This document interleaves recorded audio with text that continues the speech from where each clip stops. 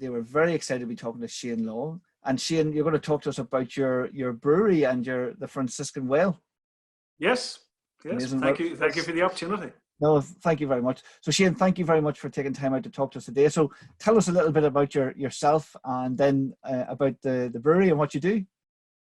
Right, I'm originally from Cork in Ireland. Got an education in the UK.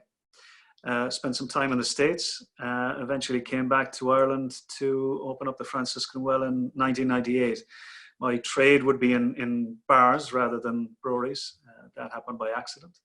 And I'm here for the last 21 years now. Incredible. That's amazing. I'm sure you've seen a lot of changes in the trade and the economy, I guess, in your time over 21 years. Just based on the site that we're in the North Mall in Cork, vast changes over the years. When I came back, it was a tenement street. There was fantastic incentives by the government back then to regenerate urban areas that were in decay. So we took advantage of that, developed a site, and now they're $1 million houses. I should have invested in the houses rather than the pub and brewery. Well, stuff. Who would know what would happen to the property and how it's changed in Ireland over the last couple of years? Incredible, but what to do? And you brew beers then? What? So again, if anyone's watching this and don't know what products you actually make, what's your core products? It changes over the years. It's changed dramatically with the change in the palate of the customer. For the last number of years, Chieftain IPA, the buzzword within the craft beer industry is IPA. That has become our lead flagship brand. So that's definitely the one that's got the volume. Before that, it would have been a product called Rebel Red, which is a red ale, an Irish red ale. That would be a particular style in Ireland, not outside of Ireland. We tried to bring it out in the UK, and it didn't gain as much traction as we thought it was going to do, which was a learning curve for ourselves and how to understand a market before you release a product. Wow, incredible. And what inspired you then to start the business back 20 odd years ago? Start the brewery or the bar? Well, both. Well, the bar was a natural one because that's what my background was. I was backed by a venture capitalist who was investing in bars at the time. The brewery side of things happened completely by accident. So we were looking to get footfall in an area that had no footfall. Still to this day has no footfall. It would be on the wrong side of the tracks, so to speak. So process of elimination, we decided to put in a microbrewery, not knowing anything about the business, how to set it up, how to brew, how to market it. The rest is history, as they say. Amazing. And you've, as we said, there's loads of changes. Have you seen many changes? What's the biggest change you've seen over the years? I suppose it's the interpretation of the general consumer on what beer is. When I came back first, it was just viewed as homebrew. Homebrew turned into local, the local term, which then in 2008 turned into the craft beer revolution, which is something that came across from the United States. We embraced it because, well, it gave us more credentials. And it incorporated the local as well as artisan, more bespoke type of brews. And you see, again, I guess when we're talking about the different types, there's different ways to make, obviously, the product. There's traditional and modern. And what routes do you follow? What's the process? Well, it hasn't differed since the beginning of time, really. So the process that we use it's just got 4 ingredients: water, hops, barley, and yeast. Now, we have improved the production side of things in the new facility, which is in the Docklands in Cork, because we're using an automated piece of kit. This ensures that we have consistency of product. And when the term craft beer came into Ireland and globally, people were looking for a consistent product back in the day when we started in 1998. And for about 10 years, you could brew a beer, and if it was slightly different, the consumer didn't really have an issue with it. But when you went mainstream, and craft has gone mainstream, people are looking for that consistent product. Whether it's better the following Friday or worse, they're not going to be impressed. What they want is something that tastes the same as what it does. So having an automated kit allows us to be able to do that. Incredible. And obviously you're selling your beers far and wide now across all of Ireland and beyond, I guess. Yes, we are. I mean, it transformed completely when Malts and Coors came into the business in 2012. At the time, we were a very small outfit. Now we are nationwide, north and south of Ireland, and we are gaining a lot of traction in the UK, especially with the bigger chains like Mitchell and Butler. London alone last year was up 182% on the year before. Now there's a lot of hard work goes into that. There's a lot of pounding on the streets, and you know, even though you're part of a global organization, a fantastic global organization, you still have to put in the groundwork yourself to ensure that people buy into the product and they understand the quality and what you're trying to achieve. Incredible. And as we're talking about this, I remember actually attending a launch party in Belfast so it was a very, very good event, and we were working on it. I promise we were actually doing some video work at it, so it's a small world, and again, very excited. So it's definitely been well received, so I can vouch for that. So well, Belfast is one of the ones I'm proudest of most. Wow. Going back when we first went in there, going back to, I would say, 2013, we had 2 accounts, and now we're in all the best bars in Belfast. Yeah. Now, I know it's a long time between 2013 and now, but in the beer terms, it's not really if you're building a brand from nothing. Incredible. No, it's incredible. And again, as you say, like you think of the big brand names out there, and getting your foot in the door and making taking a corner is not easy to do. So no, it's incredible. It's not, but the relationship side is what I enjoy the most. So I've gained friends from the likes of Brighton to Belfast, from London to Derry, and everywhere in between. So it's been a fantastic journey. Incredible. So is it partnerships and collaborations then are they key to making it in the drinks industry? Relationships are definitely key. In my own business side of things and the bar side of things, I wouldn't open anything without a business partner. I wouldn't put a manager in. I feel there's more of a sense of belonging and ownership. Not that I've had some fantastic managers over the years who've put in just as much work and effort, but I find that with a business partner, there's just that little bit of an edge, a little bit more of dedication and putting the effort and time into building up the business. Also, on a customer's point of view, you have consistency. So when they come in, the person behind the bar, the person who's running the show is delighted to see them. They know everything about them. On the collaboration side of things, there's 2 different ways of looking at this. On the local level, it's very important that you're part of the local community and you're giving something back. We worked with several different producers over the years, most recently with Three Fools Coffee in Cork. It's quite a small operation, but very ambitious guys who will be developing their product both nationally and internationally. So it was great to work with them, to see they're so young and their enthusiasm and drive.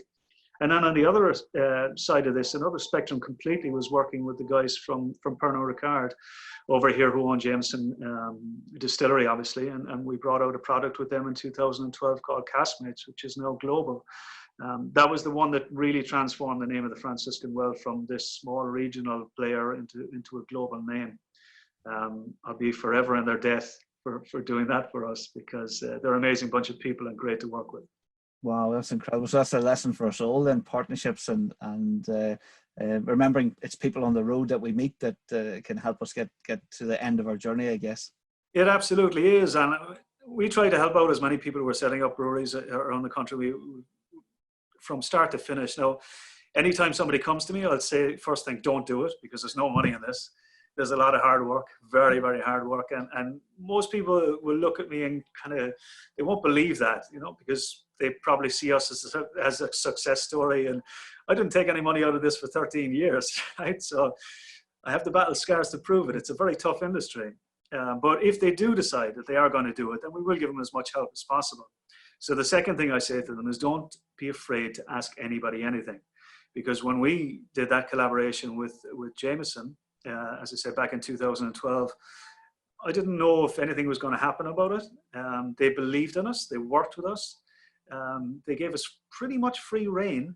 And then it became a global sensation. So, and we still have a great relationship with them today. So yes, it is very important. But I always say, don't be afraid. Anybody can just say no to you and you just move on. But if they say yes, it can transform your business. Yeah, yeah, and again, even to be honest, again, I'm so humbled you're taking time out today and sharing your story with us. So it's great, and again, we really do appreciate it. So it's good to get the wisdom and the tokens of knowledge, and to learn about the mistakes as well. So they're probably as valuable as anything else. But what to do? Well, I could write a book on the mistakes that I've made over the years. A much bigger one than the successes. Yeah, stop. I think we all could contribute somewhat a chapter or two to that. But what to do? And you've got the brew pub. Obviously, it's and the tasting tours, and I guess it's edging towards the tourism industry. And when I looked at your site and looked at the reviews, all I was reading was all these amazing reviews about the experience down there. So you think people are missing an opportunity by not exploring tourism and bringing that into the business? It is changing now. It's changing rapidly. The government have backed an initiative for breweries. They can open till 6 o'clock in the evening. There has been some teething issues with that based around planning. But each individual brewery is working their way through that now. As for ourselves, we were in a unique situation because we had an on and off license in place in the site already. So it was much easier for us to do tours right throughout the evening. That was set up by my two business partners. In fact, I can't claim any of the success in the bar in the last 5 years. They've done an amazing job and taken it to a whole new level. So during the summer, we'd have 3 tours a day. We've won several awards over the last number of years. Best tourist bar in Ireland, best outdoor space, business award last year. Again, all down to Noel Finn and Kate Clancy, who have driven this business over the last number of years. They're much younger than I am. They've got amazing ideas. Some of them are wacky. I don't think I've said no to an idea yet. All I ask is that they give me some sort of a template that says, this is going to give you something back, either monetary or something that will drive footfall in the future. And they haven't failed yet. They're amazing people, and that's why it is successful, not because of me. Incredible. No, it's brilliant. It's brilliant. Back to people and teams, and obviously with all your years of experience, what's the common mistakes that you see brands making in the early stages, apart from starting? Yeah, apart from starting, don't do it. There are many mistakes. I mean, what I try to get people to do is try and find a distributor. Trying to do everything yourself takes you away from building the brand properly. Listen to advice of people in the trade, especially around brand names and the marketing and the actual brand itself. How does it look? How does it stand out? You may have your own ideas and you may think this is an absolutely fantastic idea, but realistically, the only person who cares about that is your end customer. And the ideal way of finding that out is to go out and ask them. Go out and ask the bartenders, because they're the people who are in the front line, who are behind the bar all the time. I think for myself, and it seems quite small, but the biggest failure or the biggest weakness, I would have said, is not to be completely aware of what your rate of return is. Now, that could be monetary, or it could be feedback, or it could be return customer. At the time when we first started out back in 1998, we were going around to bars and we were saying, right, we're going to give you out some free samples. That was the worst mistake we ever made, because people will take something for free and they don't really appreciate it. From what I've seen, it's a generalization, but you get it. Oh yeah, I'll taste that, and then they'll just go back to what they were drinking. The bar owner is not impressed, because you're giving away free beer and you're taking away from potential sales of what they're going to do. So I parked that idea fairly quickly. It certainly was one I learned from very, very quickly. When you get a bar owner pulling you aside and say, "I don't want you doing that anymore," you got to listen. Wow. So there was lots of mistakes like that over the years, and I've notebooks upon notebooks of what not to do. But that would be a big one. But getting a distributor, so that you're more focused on what needs to be done, which is building the brand. Don't give away beer for free. Don't discount your product, because people just view that as we're trying to create an industry that we're delivering a premium product. We're proud of the product that we've managed to develop over the years. So I don't want it cheapened. Very good. No, sage advice. No, that's amazing. No, thank you for that. And obviously the bar won an award for Cork Business of the Year. So going back to people and maybe even just teams. So have you any tips or thoughts on what makes a great team? What makes a great team? Personality, drive. You can teach the back of house stuff to pretty much anybody. It's the personality. It's how they stand out, how they interact. Are they prepared to go out there and cold call for you? Are they going to believe in the business as much as you do? If they're not, then they shouldn't be in the team. I'm really lucky insofar as my people have been with me for a long, long time. In fact, the bar manager in the Franciscan Well was a previous business partner of mine before. We sold a business years ago. He got out of the trade completely and got back in a few years ago and is loving it. Incredible. And it's back to it, I guess it's all about the people. It's finding good people and hanging on to them and keeping in touch and pulling them back in to support when needed. It is. And a guy who helped me out through the last recession, a very good businessman in Cork, said and it was a valuable lesson. It's not the percentage of the pie, it's the size of the pie. So I have no problem giving out percentages of the business to people that I know are going to add value, because that pie is just going to get bigger and bigger. Incredible. Yeah, that's very true. And anyone with a business, yeah, we have to think about that. That's very true. Yeah, there's no point in having 100% of a tiny pie. No, and I'm getting older. Even though I like to find that or think that I'm with it, I'm not. So the younger people around me, they are, and they can see things and they can tell me. And luckily, my ego isn't that big that I'm not willing to take on the advice. Or just turn a blind eye and say, just go and do it. Amazing. I love it. So what's next? What's next for the Franciscan Well Brewery and the brand, and what's the next steps in global domination? On the bar side of things, we're going very much into events and experience-driven concepts, which we're finding the young people are demanding, that Instagrammable photo that they're taking. So my team is concentrated on that. Kate works with all the tour companies around Ireland and the ones that come in.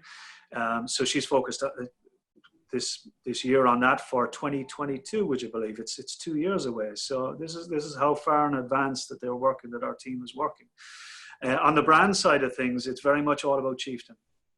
In the UK, it got into the bigger brands such as Mitchell & Butler, as I said earlier. We're gaining great traction in London. There's an amazing team there who are pushing it for us, and I work there myself once a month for a week. And there's a very ambitious plan to increase volumes here in Ireland through the Irish Malts and Coors team, who are an amazing bunch of people as well.